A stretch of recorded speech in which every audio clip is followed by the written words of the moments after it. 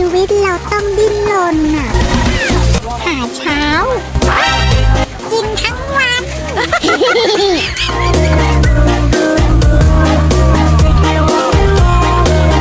สบายดีค่ะลูกค้าสบายดีพ่อค้าแม่ค้าสาวขายทุกคนเด้อวันนี้พบกันเนาะกับทีมงานของเราทีมงานแม่ค้าอวด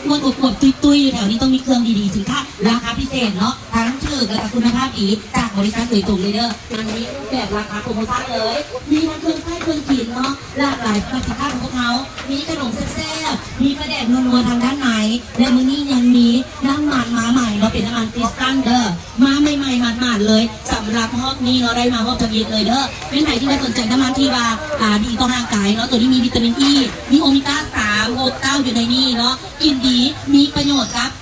นี่เลยเนาะผลิตภัณฑ์ของเราน้ำมันคริสตัลบรรจุมา1 ลิตรเต็มๆเลยเด้อ1 ตุ๊ก1 ลิตรเต็มๆมาในราคา35,000เด้อราคาเปิดตัวเนาะ1 ตุ๊กมีไงแบบนี้1 ลิตรเต็มเด้อตัวนี้บุญเป็นรุ่น900เนาะแล้วตัวนี้ก็ยังมีเครื่องใช้ประจำวันอีกหลากหลายโบราณจะเป็นสบู่เนาะยาทุกแก้วแปรงทุกแก้วหรือว่าแปรงซักเครื่องเด้อมาลองเบิ่งได้มาชอบเบิ่งได้แหละพิเศษเนาะในบูธของเขาก็จะมีทิชชู่แบบนี้เนาะทิชชู่บ่มีฝุ่นละอองทิชชู่เนื้อเนียนใช้ดีใช้ข้างตัวนี้จะดีต่อสุขภาพเพราะว่าบ่มีฝุ่นละอองแพ็คอันนี้เนาะตัวนี้จะเป็น3 ห่อใหญ่จัดมาให้เลยนะคะ35,000 กีบเลยลูกค้าเด้อทั้งทั้งแถมอยู่บนนี้และพิเศษในนี้เรามีปีโป้1 โถ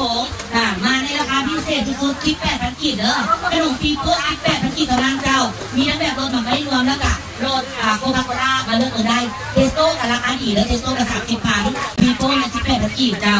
เติมมาได้เด้อโดย30